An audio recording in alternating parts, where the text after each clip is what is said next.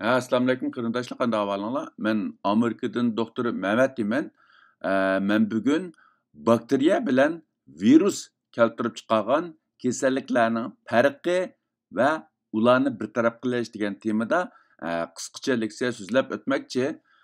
Men bu leksiyada asosliqi bakteriya bilan virusninki qandaq farqi borligi, ular keltirib chiqargan ko'p uchraydigan kasalliklar va ularni bartaraf qilishdagi farqlar to'g'risida qisqacha to'xtalib o'tma.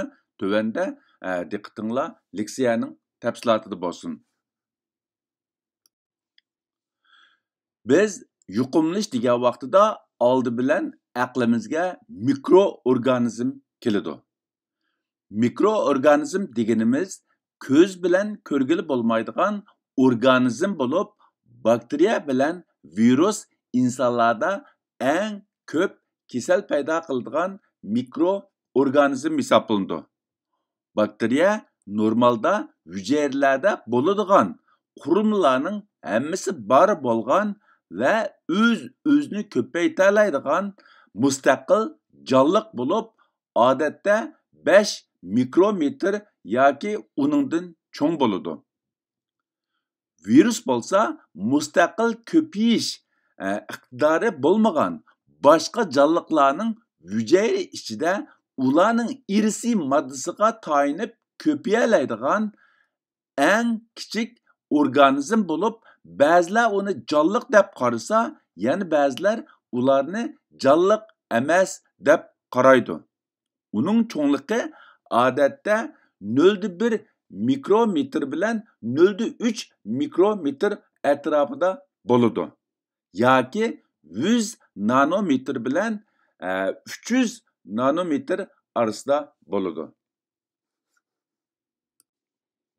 Undaqda bakteriya bilan virusning asosli farqi nima yoki bakteriya bilan virus orasida qanday farqlar bor degan vaqtida, birinchisi bakteriya mustaqil yashay oladigan hücre. Ammo virus mustaqil yashay oladigan hücre emas.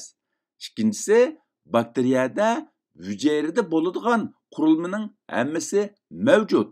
Ammo virusning qurilmasi oddiy bo'lib, ular faqat RNA yoki DNAdan tuzilgan.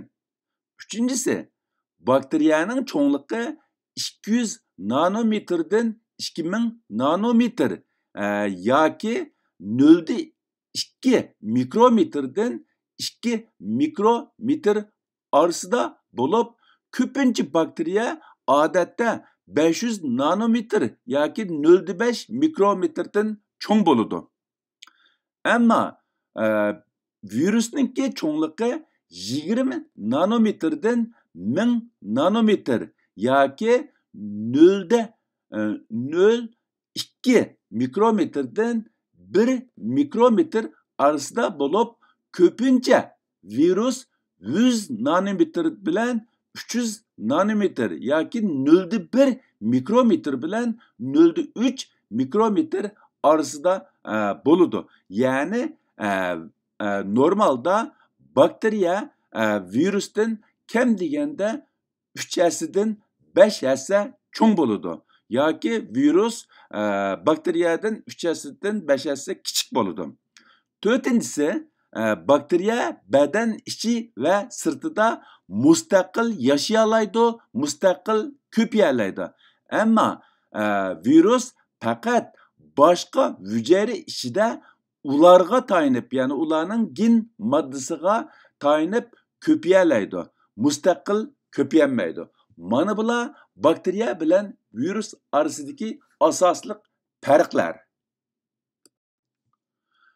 Bakteriya bilan virus keltirib chiqargan asosli yoki ko'p uchraydigan kasalliklar qaysilar degan vaqtida, bakteriya paydo qilgan ko'p uchraydigan kasalliklar tövəndikisi, birincisi öpke yallığı ve tuberkuloz. İkincisi südük yolu yallığı. Üçüncüsü bakteriya mini perde yallığı. Dördüncüsü siflis kesili. Beşincisi soznek.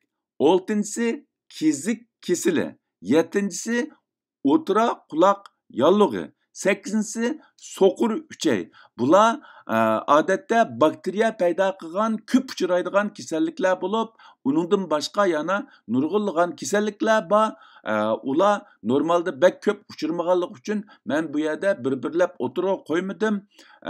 Virus paydo qilgan ko'p uchraydigan kasalliklar nimalardan iborat degan vaqtida birinchisi zukam va yuqumliq zukam. İkincisi her xil ciger yallığı. Yani A tipliq, B tipliq, C tipliq degandek ciger yallığı bularning hammasini virus keltirib chiqargan. Üçüncüsü virus mini perde yallığı. Dördüncüsü AIDS kesili. Beşincisi hazır tarqavatqan COVID-19 kesili.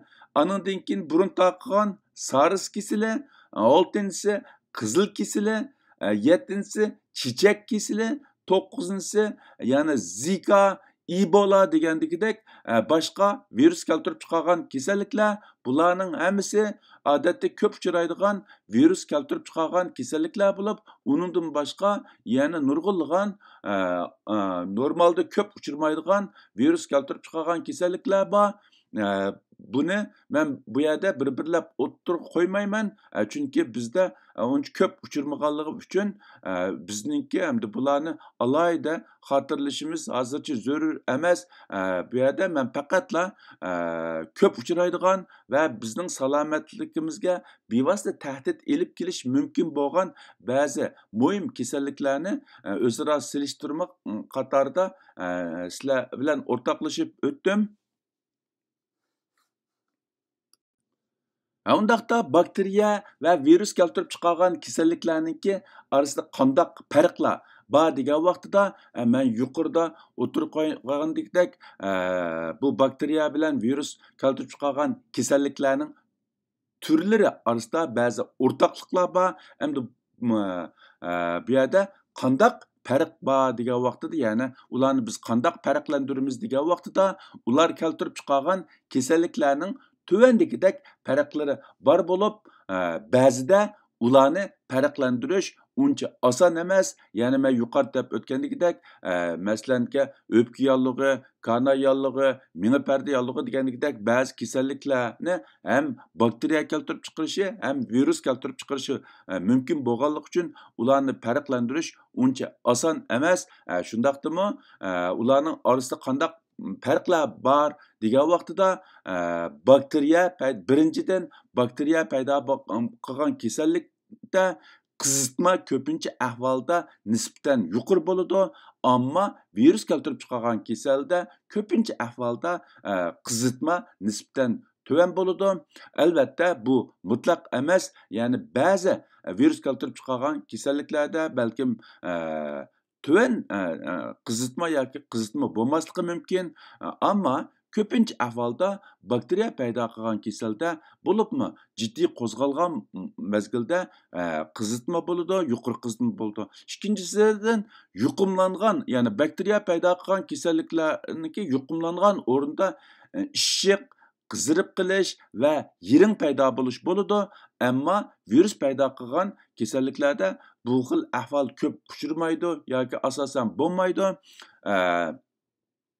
Uchinchidan bu bakteriya paydo qilgan kasalliklarni tekshirish ilib borgan vaqtida u bo'libmi shu badan suyuqligi, tükürük degandek ya qon degandekidek shu narsalarni tekshirgan vaqtida ulardan bakteriya topqili bo'lishi mumkin. Ammo bu virus paydo qilgan kasalliklarda bakteriya topqili bo'lmaydi. Tekshirish ilib borgan vaqtida ma'lum virusniki antigen yoki uningga qarshi antibody tepilishi mumkin. Biz shu orqali bu kasalliklarni virus keltirib chiqaribdi yoki bakteriya keltirib chiqaribdi deb hukm chiqara olamiz. Ham shundaqla bu kasallikni paydo qilgan bakteriyaning turlari va virusning turlarini aniqlab chiqa olishimiz mumkin. Oxirida eng muhim bo'lgani davolash bo'lib, bu bakteriya bilan virus keltirib chiqargan kasalliklarni davolashda qandaq farqlar, o'xshamasliklar bor degan vaqtida bakteriya paydo qilgan kasalliklarni davolashda asosliqi yuqumlangan bakteriyaning turi va aloyidligi asosan o'xshamagan antibiotik dorilarni ishlatildi. Virus paydo qilgan kasalliklarga nisbatan yuqumlangan virusning turiga asosan virusga qarshi dori ishlatildi, ammo antibiotik dorisi ishlatilmaydi. Bu shu virus paydo qilgan kasallik bilan bakteriya keltirib chiqargan kasalliklarni davolashdagi eng cho'ng farq.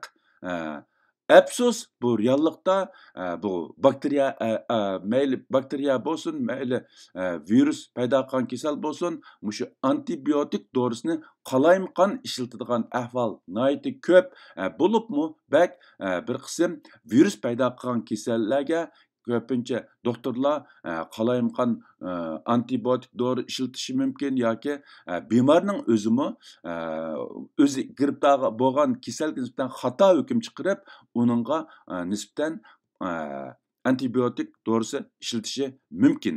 Bu butunlay xato. Undan boshqa mushu bakteriya paydo qilgan kasalga nisbatanmi cho'qim yuqumlangan bakteriyaning turlariga, aloyidligiga qarab o'xshamagan antibiotik dorini tanlash kerak, ya'ni qalaymiqan antibiotik dorini ishlatish bo'lmaydi. Bu jihatda men burun so'zlagan bir leksiyarimdimi alohida to'xtalib o'tgan.